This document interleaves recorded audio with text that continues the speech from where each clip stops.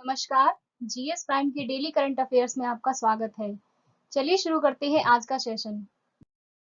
आज के सेशन का पहला प्रश्न है, हाल ही में किस ऑर्बिटर ने चंद्र सतह पर पानी के अणुओं का पता लगाया है? इसके ऑप्शंस हैं चंद्रयान 2, मंगलयान, चंद्रयान 1 या फिर सूर्ययान। इसका सही जवाब है ऑप्शन ए, चंद्रयान 2। भारत के चंद्रयान 2 चंद्रमा मिशन ने भले ही 2019 में चंद्र सतह पर हार्ड लैंडिंग की हो, लेकिन इसके साथ आने वाला ऑर्बिटर पृथ्वी पर वापस वैज्ञानिकों को उपयोगी जानकारी प्रदान करता रहा है। एक शोध पत्र से पता चला कि चंद्रयान 2 ऑर्बिटर ने चंद्रमा की सतह पर पानी के अणुओं और हाइड्रोक्सिल की उपस्थिति की पुष्टि की। निष्कर्ष वर्तमान विज्ञान पत्रिका में प्रकाशित किए गए थे। दूसरा प्रश्न है, हाल ही में इंडियन बैंक ने किस समिति के साथ समझौता ज्ञापन पर हस्ताक्षर किए हैं? इसके ऑप्शंस हैं पैरालंपिक समिति, ओलंपिक समिति, क्रिकेट समिति या फिर फुटबॉल संघ। इसका सही जवाब है ऑप्शन ए, पैरालंपिक समिति। सार्वजनिक क्षेत्र के इंडियन बैंक ने 24 अगस्त से जापान के टोक्यो में शुरू होने वाले पैरालंपिक खेलों के बैंकिंग भागीदारों में से एक के रूप में भारत की पैरालंपिक समिति के साथ एक समझौता ज्ञापन पर हस्ताक्षर किए हैं।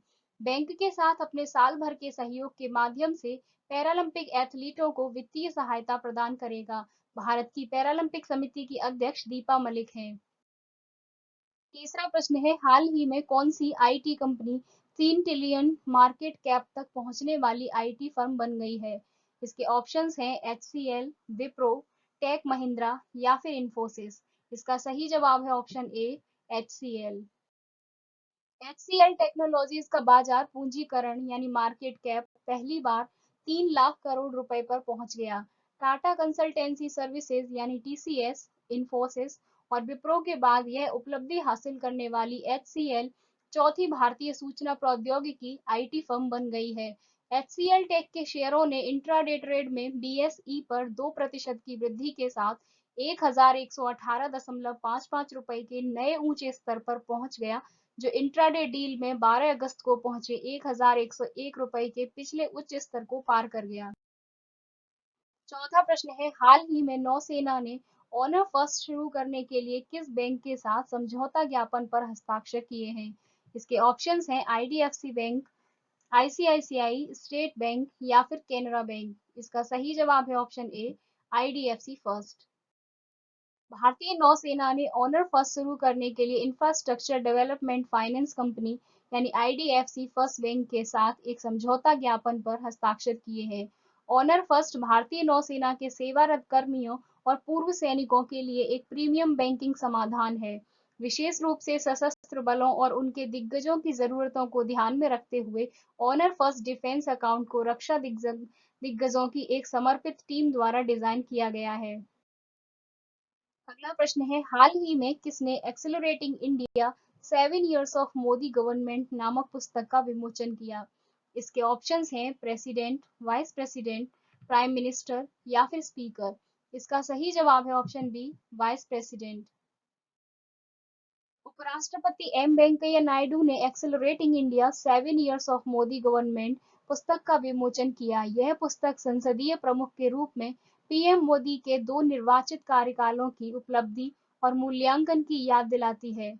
पुस्तक का विमोचन करते हुए वीपी नायडू ने कहा कि भारत स्वतंत्रता के 75 वर्ष मना रहा है और यह आम आदमी के लिए सम्मानजनक जीवन के एक संवैधानिक प्रगति के मूल्यांकन का भी समय है।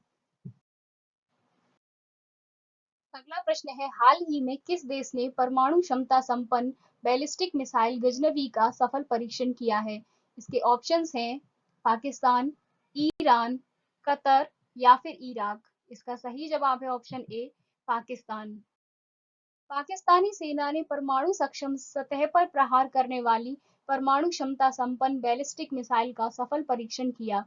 गजनवी मिसाइल 290 किलोमीटर तक के लक्ष्य पर हमला कर सकती है और परमाणु और पारंपरिक दोनों प्रकार के हथियार ले जाने में सक्षम है। प्रशिक्षण शुरू करने का उद्देश्य सेना सामरिक बल कमान यानी एएसएफसी की परिचालन तत्परता सुनिश्चित करना और हथियार प्रणाली के तकनीकी मानकों को फिर से मान्य करना था।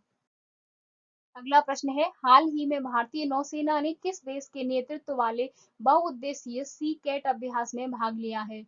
इसके ऑप्शंस हैं अमेरिका, रूस, चीन या फिर पाकिस्तान। इसका सही जवाब है ऑप्शन ए, अमेरिका। भारतीय नौसेना ने अपने समुद्री युद्धाभ्यास का प्रदर्शन करने के लिए सिंगापुर में अमेरिकी नौसेना के नेतृत्व वाले दक्षिण पूर्व एशिया सहयोग और प्रशिक्षण यानी सी कैट सैन्य अभ्यास में भाग लिया। सी कैट 2021 का मुख्य उद्देश्य इंटरऑपरेबिलिटी और साझा समुद्री सुरक्षा चिंताओं को बढ़ाना और नियम आधारित अंतर्राष्ट्रीय व्यवस्था को संरक्षित करना था। इस अभ्यास में लगभग 400 कर्मी और 10 जहाज शामिल थे। आठवां प्रश्न है, टोक्यो पैरालंपिक खेलों के लिए अब तक का सबसे बड़ा दल किस देश ने भेजा है? इसके ऑप्शंस हैं अमेरिका, भारत, चीन या फिर रूस। इसका सही जवाब है ऑप्शन बी, भारत। आगामी टोक्यो पैरालंपिक में अब तक का सबसे बड़ा भारतीय दल भेजा जाएगा, जिसमें 54 पैरा खिलाड़ी 9 खेल विषयों में भाग लेंगे। केंद्रीय युवा मामले और खेल मंत्री अनुराग द्वारा 54 सदस्यीय भारतीय टुकड़ियों को 12 अगस्त 2021 को औपचारिक और आभासी विदाई दी गई। 2020 ग्रीष्मकालीन पैरालंपिक खेलों का आयोजन 24 अगस्त से 5 सितंबर 2021 तक टोक्यो, जापान में होना है। नौवां प्रश्न है, नरेंद्र सिंह तोमर ने एग्रीकल्चर मिनिस्टर्स की कौन सी एससीओ बैठक को संबोधित किया है? इसका ऑप्शंस हैं छठवीं, पांचवीं, सातवीं या फिर चारवीं। इसका सही जवाब है ऑप्शन ए, छठवीं। कृषि और किसान कल्याण मंत्री नरेंद्र सिंह तोमर ने शंघाई सहयोग संगठन यानी एससीओ के सदस्य देशों के कृषि मंत्रियों की छठी बैठक को वीडियो कॉन्फ्रेंसिंग के जरिए संबोधित किया। बैठक का आयोजन दुशांबे में ताजिकिस्तान की अध्यक्षता में किया गया था। बैठक के दौरान नरेंद्र सिंह तोमर ने ग्रामीण युवाओं, किसानों और कृषि महिलाओं को सशक्त बनाने के लिए नवीन तकनीकों को विकसित करने और प्रयोगशाला से भूमि तक उनके प्रसार के लिए भारत सरकार द्वारा उठाए जा रहे कई कदमों पर प्रकाश डाला। तोमर के अलावा केंद्रीय कृषि और किसान कल्याण राज्य मंत्री शोभा करंदलाजे भी बैठक में शामिल हुए। आज के सेशन का अंतिम प्रश्न है, हाल ही में किस देश ने वर्चुअल माध्यम से आईबीएसए पर्यटन मंत्रियों की बैठक का आयोजन किया? इसके ऑप्शंस हैं भारत, अमेरिका, रूस या फिर म्यांमार। इसका सही जवाब है ऑप्शन ए, भारत।